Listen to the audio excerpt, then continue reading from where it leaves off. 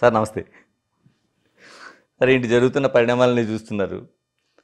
ఆ, నేనంటుంది ఎందుకు సార్ అసలు సినిమా ఇండస్ట్రీలో ఏదైనా ఒక మంచి మాట చెప్పాలంటే, అంటే అది మీరు సీనియర్గా ఉన్నారు, దర్శకుడిగా చేశారు, నాన్నగారి దగ్గర నుంచి ఇండస్ట్రీలోన ఉన్న ఫ్యామిలీ మీది, ఏమి నిన్న కాక మొన్న వచ్చింది కాదు.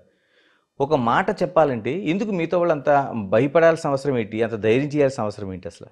భయమేం లేదు, ఎవరు భయపడతారు నేను అనుకోను, కానీ మనకెందుకు వచ్చిన గొడవ అనుకుంటారు అనుకోండి. నేను అనుకోవటం భయపడతారు నేను నమ్మను. మనకెందుకు వచ్చింది లేనిపోయింది. ఇప్పుడు ఏమవుతుందంటే ఇక్కడ బిజినెస్ మనకి. నాకు ఎవరు సినిమా చేస్తారు చేయరు అనేది నాకు తెలిసిపోయింది. ఇప్పుడు చిన్నప్పుడే తెలిసిపోయింది నాకు ఎవరు సినిమాలు చేయరు అంటే. చెయ్యలేను కదా, వాళ్ళ సినిమా కోసం నేను కాంప్రమైజ్ అవ్వాలనేది నేను అనుకోలేదు.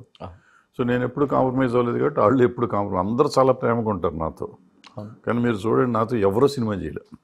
డైరెక్టర్లు కానీ హీరోలు కానీ ఎవరు నాతో సినిమాలు చేయరంటే వాళ్ళ వేరియస్ రీజన్స్ అయ్యి. నేను డబ్బులు ఇవ్వనా, ఇస్తాను అందరికీ మొత్తం ఫుల్ అమౌంట్ ఇస్తాను రోజులు కూడా ఉన్నాయి. వాళ్ళు చేయరు అంటే వాళ్ళకి ఎందుకు వచ్చిన తర్వాత ఏదన్నా వస్తే అనే ఫీలింగ్ ఏంటో తెలియదు వాళ్ళకి. ఏదో సార్ అసలు ఎందుకంటే ఏదో మంచి సినిమాలు చేశారు, చిరంజీవి లాంటి హీరోలతో సినిమా చేశారు. ఎందుకు దాని మీద డిస్కషన్ ఎందుకు, కానీ దాని ఇప్పుడు కాదు పాయింట్. సో నేను లాగానే ఉంటాను, నేను మారను కాబట్టి. సో నేను లాగానే కంటిన్యూ అవుతున్నా. మిగిలిన వాళ్ళకి ఏంటంటే పలానా వాళ్ళతో పని ఉంటుంది మనకి, ఎందుకు ఏది మాట్లాడినా తప్పు అవుతుంది కదా అనేది పాయింట్. అందుకు నేను దానికి చెప్తానికి చెప్పారు తప్ప ఆ డేట్లు ఇవ్వలేదనేది బాధ లేదు, నాకు ఇబ్బంది ఏం లేదు. అంటే 50 ఏళ్ళు అయిపోయింది ఆల్మోస్ట్, చూస్తే 40 దాటింది. 40 ఏళ్ళ నుంచి నడిపిస్తాను ఉన్నాం. సో వాళ్ళు సపోర్ట్ చేసినా చేయకపోయినా సపోర్ట్ చేశారు.